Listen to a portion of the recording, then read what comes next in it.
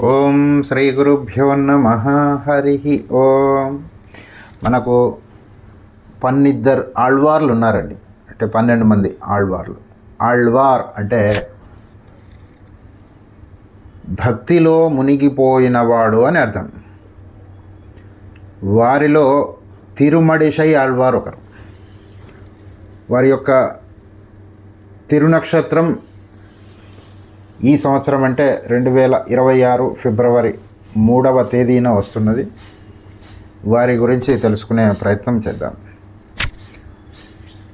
వీరు ఎప్పుడు జన్మించారు అంటే ద్వాపర యుగము ప్రారంభమైన తర్వాత 8,57,000 సంవత్సరాలు అయిపోయిన తర్వాత జన్మించారు.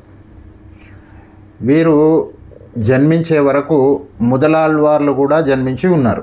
ముదలాళ్వార్లు అంటే 3 ఉంటారండి. పొయ్గై ఆళ్వార్, పూదత్తాళ్వార్, పేయాళ్వార్.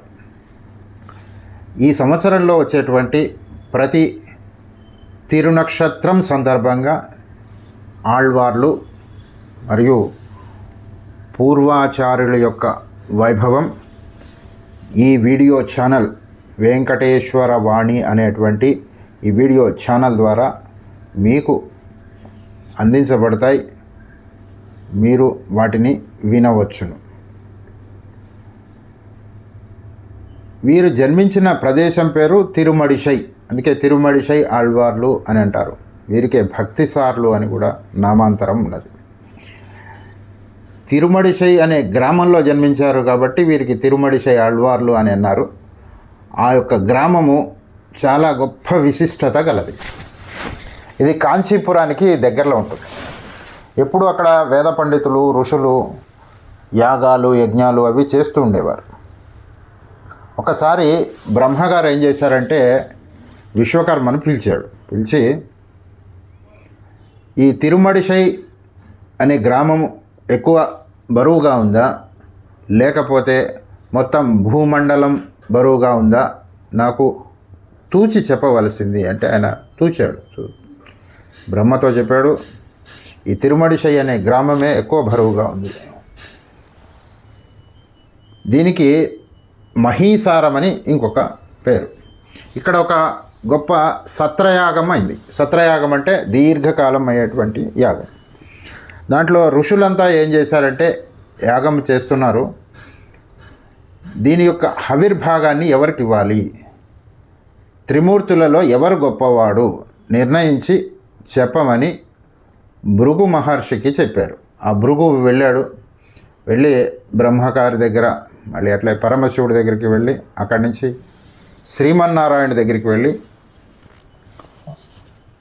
వచ్చి శ్రీమన్నారాయణే పరదైవము, ఆయనకు మనం హవిర్భాగాన్ని సమర్పించాలి అని చెప్పాడు. కాబట్టి ఆ యొక్క గ్రామము అంత గొప్ప గ్రామము తిరుమడిశై. ఇది కాంచీపురానికి దగ్గరగా ఉంది.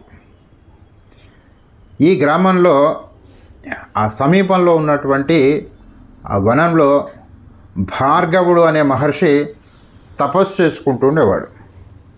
ఆయన దగ్గరికి ఇంద్రుడు ఏం చేశాడంటే కనకాంగి అనేటువంటి అప్సరసను పంపించాడు తపోభంగం చేయడానికి. తపోభంగం జరిగింది. వాళ్ళిద్దరు కలిసి ఉన్నారు.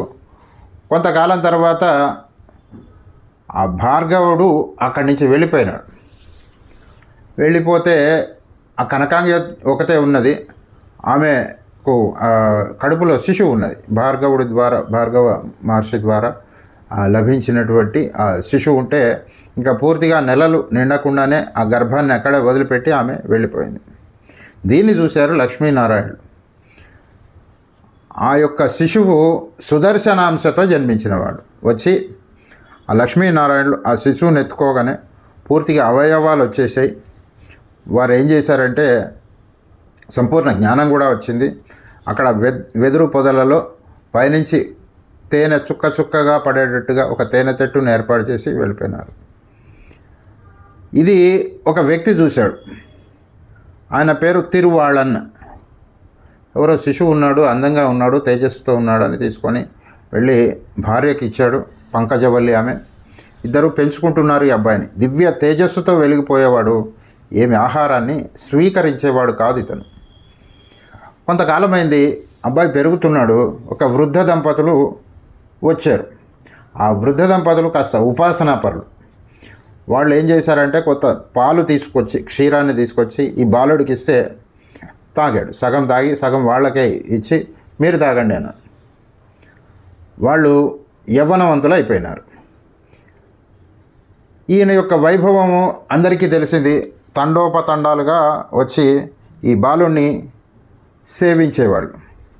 ఇంకొక యువతికి కూడా ఇలాగే యవ్వనాన్ని ప్రసాదించడం జరిగింది.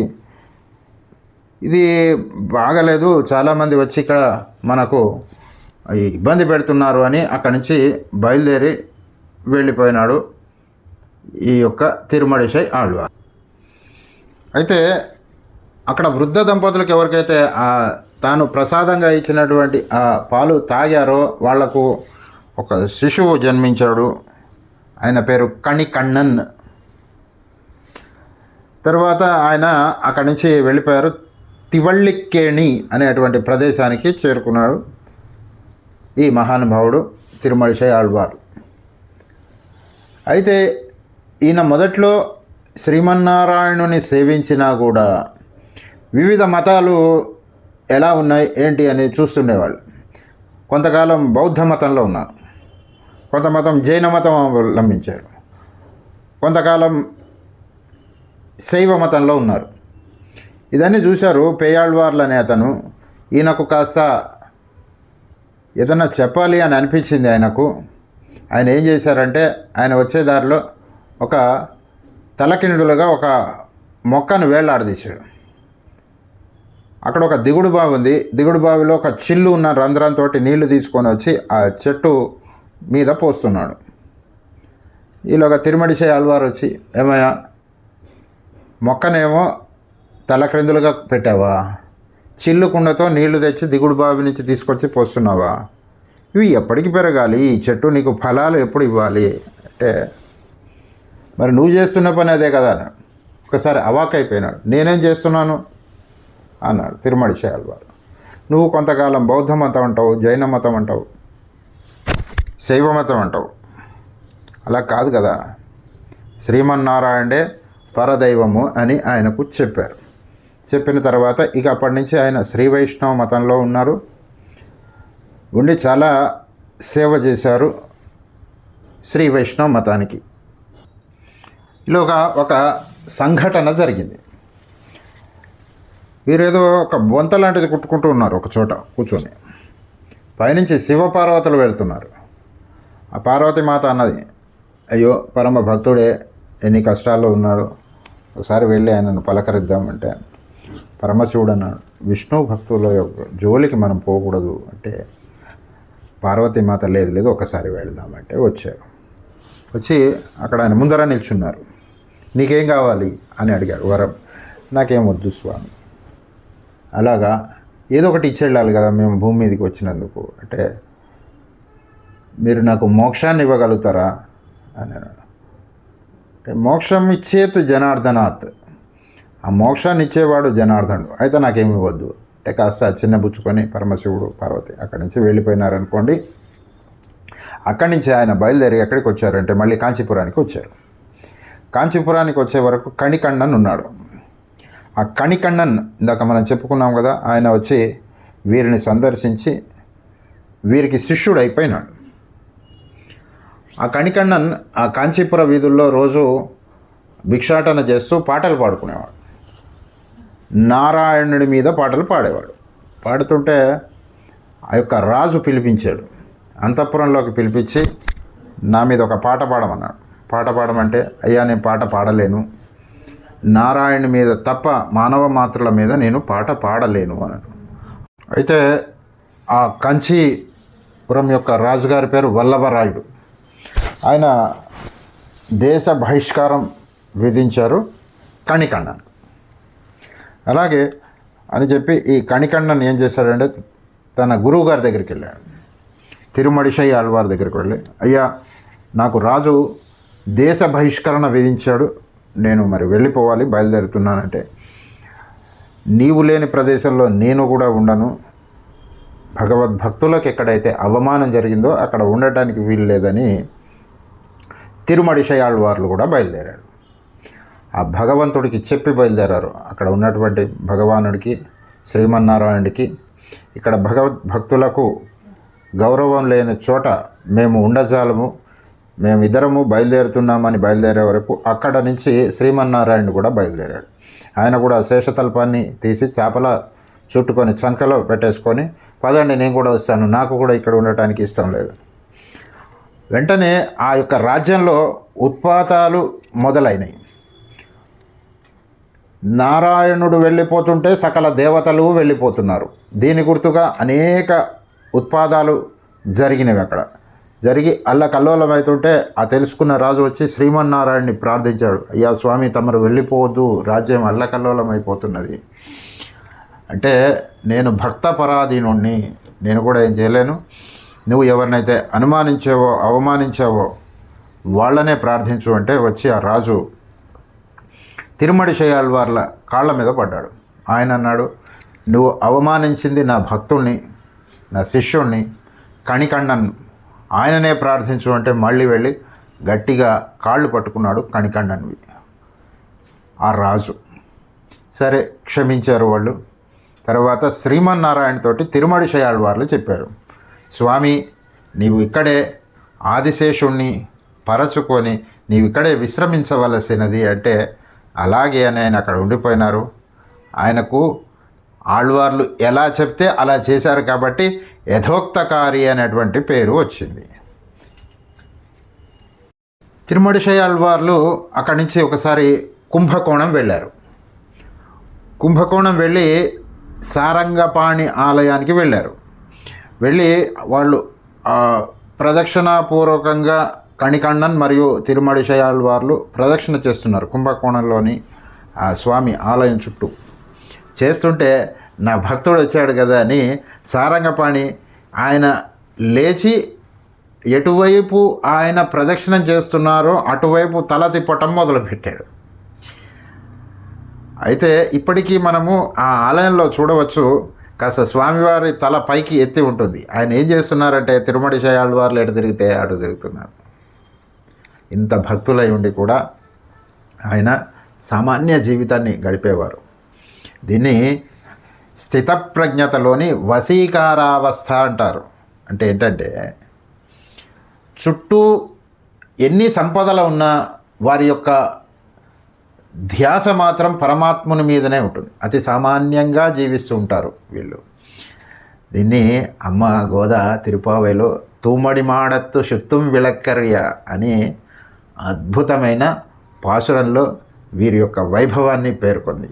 అలాగే మనకు భగవద్గీతలో కూడా 2వ అధ్యాయంలో వీరి యొక్క ఈ స్థితి కూడా ఎలా ఉంటుందో ప్రజహాతి యథా కామాన్ అని ఒక శ్లోకం ఉంది. దాంట్లో ఈ వశీకారావస్థలో ఉన్నటువంటి మహానుభావులు ఎలా ఉంటారో వర్ణించబడింది. అందులో ఆ కుంభకోణం వేచి చేసినప్పుడు అక్కడ హరిపాదుడు అనేటువంటి మహానుభావుడు ఒకడు ఒక గొప్ప యజ్ఞాన్ని చేసి ఆ అగ్రతాంబూలాన్ని ఎవరికి ఇవ్వాలి అని ఆలోచించి తిరుమడిశయాళ్వారిని ప్రార్థించి వారికి అగ్రతాంబూలం ఇచ్చారు. అక్కడ కొంతమంది ఉంటారు కదా, వాళ్ళు ఆయనకి ఎలాగిస్తారు మీరు అగ్రతాంబూలము అని తిరుమడిశయాళ్వార్ను కొంచెము అవమానించటం మొదలుపెట్టారు. ఆయన లేచి నిలబడి ఈ హరిపాదుడు సన్మానం ఎవరికి చేశారంటే నాకు కాదు, తిరుమడిశయాళ్వారికి కాదు, ఆ లోపల ఉన్నటువంటి పుండరీకాక్షునికి, ఆ పుండరీకాక్షుని దర్శించుకోండి అని ఒక్కసారి ఆయన యొక్క గుండెను చీల్చి చూపెట్టాడు. లోపల పుండరీకాక్షుడు దర్శనాన్నిచ్చారు. అప్పుడు వారంతా వచ్చి తిరుమడిశయాళ్వార్ల యొక్క పాదాల మీద పడి క్షమించమని ప్రార్థించారు. ఇంత వైభవం గలవారు వీరు నాన్ముగన్ తిరువందాది అనేటువంటి ప్రబంధంలో 96 పాసురాలను వీరు అనుగ్రహించారు. ఇంకొక గ్రంథం ఉంది వీరిచ్చినది తిరుచంద విత్త, అందులో 120 పాసురాలు. ఒకటి నాన్ముగన్ తిరువందాది, 2 తిరుచంద విరుత్తం. ఈ 2 గ్రంథాలలో వీరు అనేక పాసురాలు మనకు అందించారు. వీరి యొక్క తిరునక్షత్రం ఈ సంవత్సరం అంటే 2026 ఫిబ్రవరి 3వ తారీఖున వస్తుంది. ఆ రోజు మనం వీరి యొక్క తిరునక్షత్రాన్ని జరుపుకుందాం. అర్చనా కాలం అయిపోయిన తర్వాత మంచి ప్రసాదాలు నైవేద్యం పెట్టి తరువాత మంగళాశాసనం చేసేటప్పుడు స్వామివారికి హారతి ఇచ్చిన తర్వాత మంగళాశాసనం అయిపోయినాక ఈ 2 శ్లోకాలు చదువుకునే ప్రయత్నం చేద్దాం. ఒకటి తిరునక్షత్రానియన్ అంటారు, రెండోది నిత్యతనియన్ అని అంటారు. ఆ 2 ఇక్కడ ఒకసారి మీకు చదివి వినిపిస్తాను. తరువాత ఈ శ్లోకాలు మీకు అందజేయబడతాయి. ఈ యొక్క యూట్యూబ్ మాధ్యమం ద్వారా మీరు వాటిని 2 ఆ 3వ తారీఖు రోజు స్వామి దగ్గర నివేదించండి. మఖాయాం మకరే మాసే చక్రాంశం భార్గవోద్భవం మహేసారపురాధీశం భక్తిసారమహం భజే. మఖాయాం మకరే మాసే చక్రాంశం భార్గవోద్భవం మహేసారపురాధీశం భక్తిసారమహం భజే. శక్తి పంచమయ విగ్రహాత్మనే శుక్తిహారజిత చిత్తహారిణే ముక్తిదాయక మురారి పాదయోర్భక్తి సారమునయే నమో నమః. శక్తి పంచమయ విగ్రహాత్మనే శుక్తిహారజిత చిత్తహారిణే ముక్తిదాయక మురారి పాదయోర్భక్తి సారమునయే నమో నమః.